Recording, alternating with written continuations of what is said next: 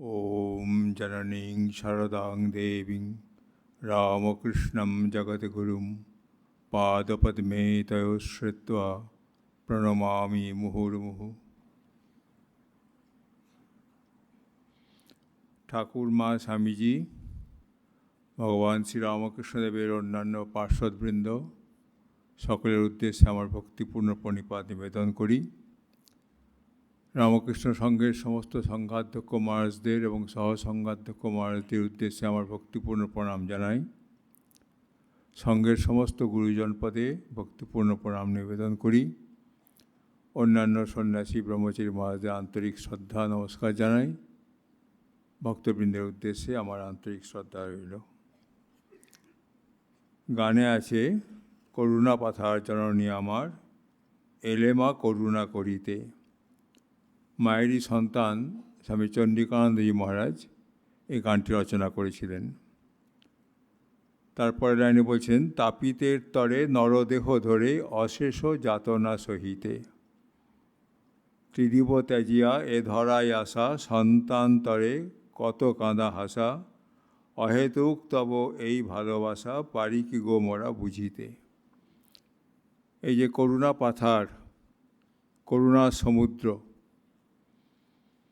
এটি মা ঠাকুর সম্বন্ধে তারই সন্তান স্বামী চন্ডিকানন্দজি মহারাজ লিখছেন।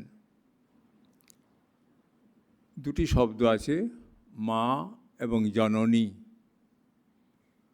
শ্রীরামকৃষ্ণ কথামৃতে আছে, ঠাকুর বলছেন, মা আর জননী, যিনি জগৎরূপে আছেন সর্বব্যাপী হয়ে তিনিই মা।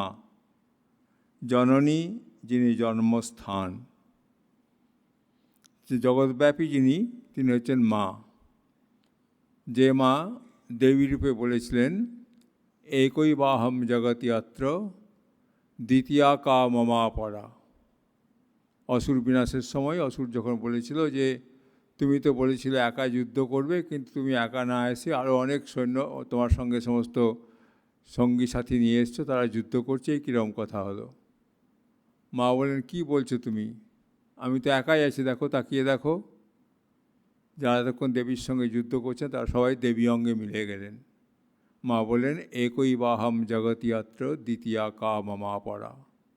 তিনি সর্বব্যাপিনী, জগৎব্যাপিনী, তিনি মা। আবার তিনি যখন সন্তানকে প্রসব করছেন তখন তিনি জননী। গর্ভধারিণী মা আসলে এই মা বা জননী যাই বলি না কেন, দুয়ের একটি ক্ষুদ্র রূপ। মাই ক্ষুদ্র ক্ষুদ্র রূপ ধারণ করে যেন আমাদের গর্ভধারিণী জননী হয়ে আমাদেরকে লালন পালন করছেন। এটি মায়ের নিজের মুখের কথাই শুনি। যখন গিরিশচন্দ্র ঘোষ মাকে জিজ্ঞাসা করলেন যে তুমি কীরকম মা, এই ঘটনাটা আমরা পরশুদিনই শুনেছি। মা যখন জিজ্ঞাসা করলেন তুমি কীরকম মা, মা তৎক্ষণাৎ উত্তর দিলেন, আমি সত্যিকারের মা, গুরুপত্নী নয়, পাতানো মা নয়, কথার কথা মা নয়, সত্য জননী। এই যে মা বলতে বোঝাচ্ছিলাম যিনি সর্বব্যাপিনী, সব কিছু যার মধ্যে ওতপ্রোতই মিশে রয়েছে, তিনি তাই। আবার বলছেন তিনি যে এই মা কিন্তু আমাদের যে আরও অনেক রকম মা থাকে, যেমন গুরু স্ত্রী, অবশ্যই গুরুপত্নীকে গুরুমা বলা হয়। তবে কিছু পাতানো সম্পর্ক হয়, যেমন বৈবাহিক সম্পর্কে মা হন শ্বশ্রুমাতা, ব্রাহ্মণ সন্তানরা ভিক্ষা মাতা, এই সমস্ত মা তারা পান। আবার কথার কথাও মাও হয়, যে কোনো নারী পুরুষের কাছে মাতৃ সমান।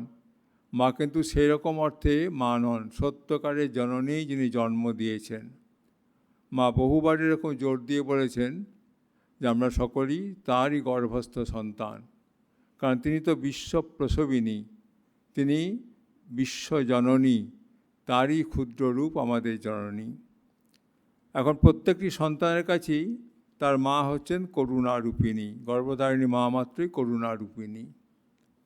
করুণার যে সংজ্ঞা অভিধানে দেয় তা হলো এই, যে প্রাণের যে অবস্থায় অন্তরে অপরের দুঃখে দুঃখ উপস্থিত হয়, অন্যের দুঃখ বা অহিত দূর করার বাসনা হয়, সেই অবস্থাটিকেই বলা হয় করুণা।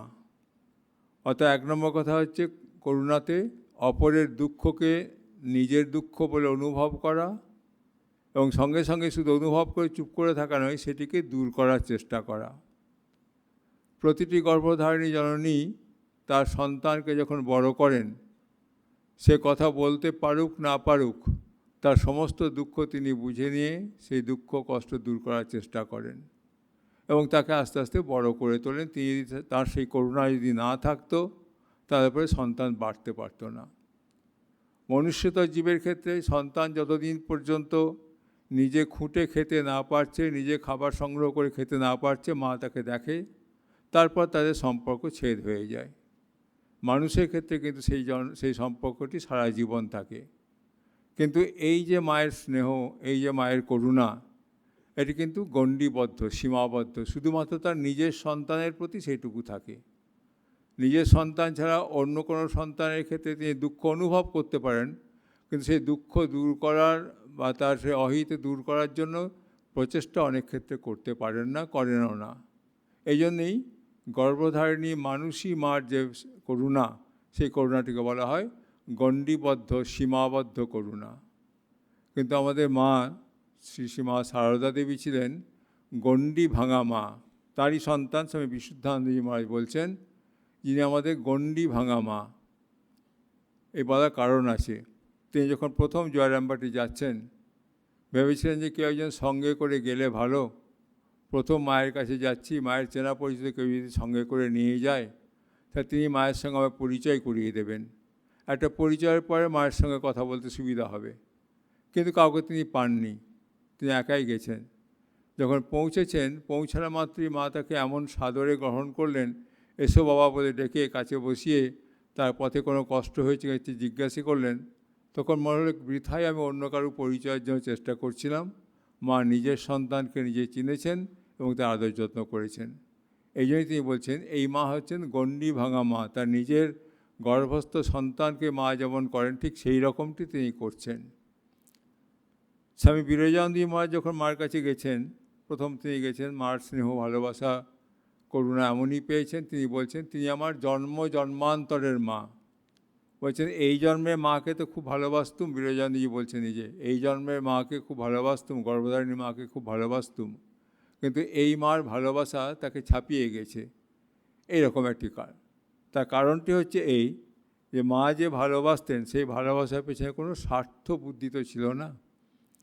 মানুষের মা, গর্ভধারিণী মা, তার মধ্যে এইটুকু স্বার্থবুদ্ধান্ত থাকে যেটি আমার সন্তান, এই আমার বোধ সেখানে থাকে, এবং সে আমার সীমাটি বড্ড ছোট। শ্রী মা যে আমার বলতেন, সে আমারটা কিন্তু বিশ্বব্যাপী আমার। নলিনীদি যখন মাকে একদিন বললেন যে মা গো, 36 জাতে এটো তুমি কুড়াচ্ছ, তোমার জাত গেল। মা বলছেন 36 কোথায় নলিনী, সব যে আমার। এই যে সকলকে আমার বোধ করার জন্য যখনই কেউ যাচ্ছেন, তাকে খেতে দিচ্ছেন, তার এটো মা নিজে পরিষ্কার করছেন, এটি গর্ভধারিণী মাও সবসময় করে উঠতে পারেন না, কিন্তু মা করছেন প্রত্যেক ক্ষেত্রে। আর দুঃখে কীরকমভাবে তিনি বিচলিত হন এবং সেই দুঃখের প্রকাশ কীভাবে ঘটে এবং কীভাবে যিনি দুঃখ পেয়েছেন তার দুঃখ সেখান তার অন্তর থেকে চলে যায়, তার একটি খুব জলজান্ত উদাহরণ হচ্ছেন ওই সেই মাঝি বউ। মাঝি বউ একজন দিনমজুরানী। তিনি প্রত্যেক দিনই কিছু কিছু কাজকর্ম করে নিজের উপার্জন করতেন এবং মাঝে মাঝে মায়ের বাড়িতে আসতেন, সেখানেও এসে মাকে কিছু কাজ করে দিতেন। দীর্ঘদিন মাঝি বউ আসেননি। মা তাকে জিজ্ঞেস করেন, কী গো, তোমাকে অনেকদিন দেখিনি, তুমি আসো না এদিকে? মাঝি বউ বললেন যে মা, আমি আসবো কী করে, আমাকে এখন দূরে দূরে যেতে হয়। আমার যে ছেলেটি ছিল, বড় ছেলে, উপার্জন করতো, সেই ছেলেটি হঠাৎ মারা যাওয়াতে আমাকে নিজের গ্রাসার ছাড়ানোর জন্য নিজেকে ঘুরে ঘুরে বেড়াতে হয়। যেই সে বলেছে তার এই জোয়ান ছেলেটি মারা গেছে, মার চোখ দিয়ে প্রথমে জল পড়ছিল, তারপর মা ডুকরে কেঁদে উঠলেন। এখন মা যখন কেঁদে উঠেছেন, তখন এই যে মাঝি বউ, তার যে রুদ্ধ আবেগ এতদিন ছিল সেটিও প্রকাশ পেল, তিনিও কাঁদতে আরম্ভ করলেন। দুজনে যখন সমস্বরে কাঁদছেন জয়রামবাটিতে, আশেপাশে সকলে ছুটে এসছে কী হলো দেখবার জন্য। কার সন্তান বিয়োগ হয়েছে বোঝা যাচ্ছে না, মা যেমন কাঁদছেন, মাঝিও সেরকম কাঁদছেন। ওই কান্নাটি হলো মা তার দুঃখ দূর করার উপায় করে দিলেন। কিছুক্ষণ পরে দুজনেই শান্ত হলেন, মা তাকে তেল দিলেন, ভালো করে তাকে খাওয়ালেন এবং তাকে অন্যান্য কিছু জিনিসপত্র দিয়ে মা তাকে আস্তে আস্তে বিদায়ী করে দিলেন। আর একটি ছেলের কথা আমরা জানি, মা তখন ব্যাঙ্গালোরে গিয়েছিলেন। সেখানে একটি ছেলে, সে জাতিতে হরিজন, আর ও দেশে তখন দক্ষিণ ভারতে তখন জাতি বিভাগটি খুব প্রখর ছিল। হরিজনদের সঙ্গে সাধারণ মানুষদের একসঙ্গে মেলামেশা একেবারেই ছিল না। এই আদিমূলম নামক ছেলেটি, সে শুনেছে একজন এসেছেন ব্যাঙ্গালোরে, তাকে দেখার জন্য সকলেই যাচ্ছে, তারও খুব আগ্রহ সেখানে যাবে। সে সেখানে গিয়ে দেখছে মা যেখানে বসে আছেন সেখানে অনেক বড় বড় লোকেরা সবাই যাচ্ছে, তার তো সেখানে প্রবেশাধিকার নেই। সে জানলা দিয়ে উঁকি মেরে দেখছে, বারবার করে ডিঙি মেরে দেখছে যে মাকে দেখা যায় কি না। মা তাকে দেখেছেন, ওই কটাক্ষপাতে মা তাকে দর্শন করেছেন, চোখের পাশ দিয়ে মা তাকে দেখে কাছে ডেকেছেন। সে তো ভয়ে আসতে চাইছে না। তারপর মা তার সন্তানকে বলাতে তিনি তাকে নিয়ে এলেন। সেটি কাছে আসার পর মা তার সেই রুক্ষ মাথায় তেল মাখিয়ে দিলেন।